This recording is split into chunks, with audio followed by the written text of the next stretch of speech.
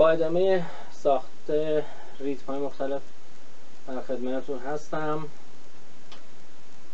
تو این ویدیو میخوایم ریتم ساده 6/8 با هم بسازیم. ریتم 6/8 ریتم ترکیبی است که تو هر میزان یه دونه 32 تا سیاه نقطه دار داریم، 6 تا چنگ داریم تو هر میزان و به صورت 1 2 3 4 5 6 میشماریم. یه دونه پایه قرار میدیم با سرعت پایین و اینکه ذره ذره تو دست اونجا افتاد سرعت رو بالاتر میبریم.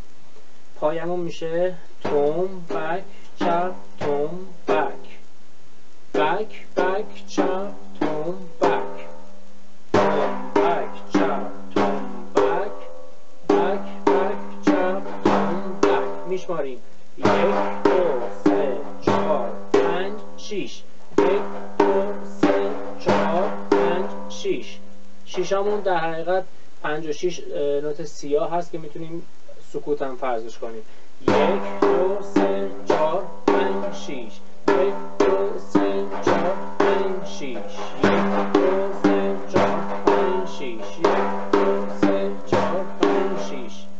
اول هر میزان میتونیم حلقه بذاریم، یعنی توم بک چپ توم بک بک بک چپ توم بک توم بک چپ توم بک بک بک چپ توم بک 1 2 3 4 5 6 1 2 3 4 5 6. یکم تندتر 1 2 3 4 5 6 1 2 3 4 5 6 1 2 3 4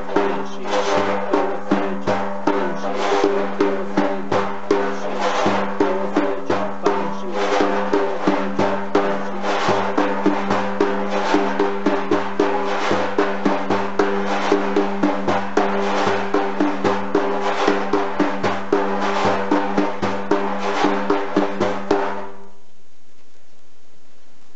میتونیم میزان دومش رو تغییر بدیم. میزان اولش همون میزان قبلی باشه، یعنی توم بک چپ توم بک.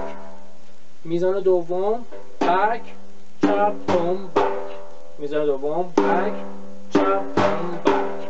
1 2 3 4 5 6 1 2 3 4 5 6. میزان اول توم بک چپ توم بک.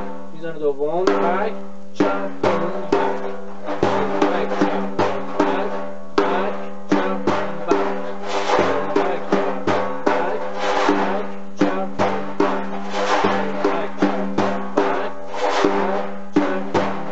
کمی تندتر 1 2 3 4 5 6.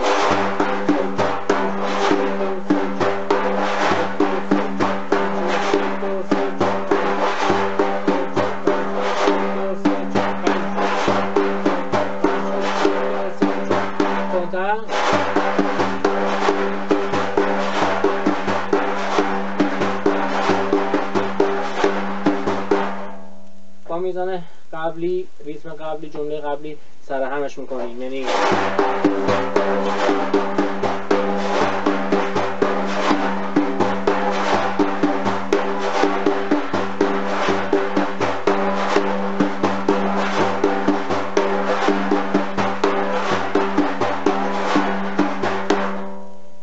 میتونیم جای 56 جمله اول ریز بذاریم، یعنی توم بک چپ توم، به جای این بکه که 56 بود 56 مون ریز باشه، یعنی که دو تا میزان آخرش با ریز تموم شه. 1 2 3 4 5 6 1 2 3 4 5 6 1 2 3 4 1 2 3 4 6. توم بک چپ توم ریز بک بک چپ توم ریز. 1 2 3 4 5 6.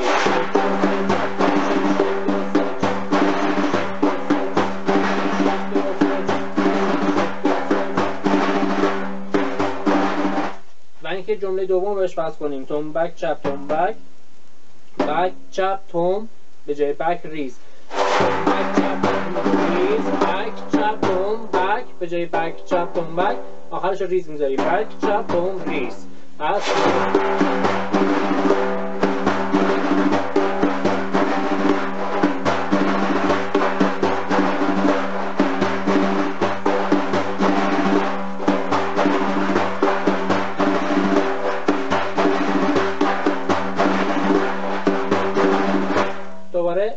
جمله اول برمیگردیم میزنیم.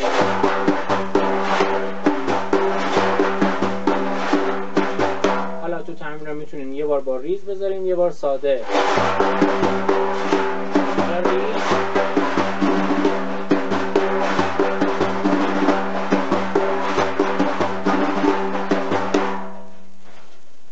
ترکیب این ریتم دست خودمونه، سلیقه‌ایه، میتونین یکیشو 2-3 بار تکرار کنین، جاشو با بقیه عوض کنین و اینکه یه ریتم محسوب بخوایی رو ازش در بیارین.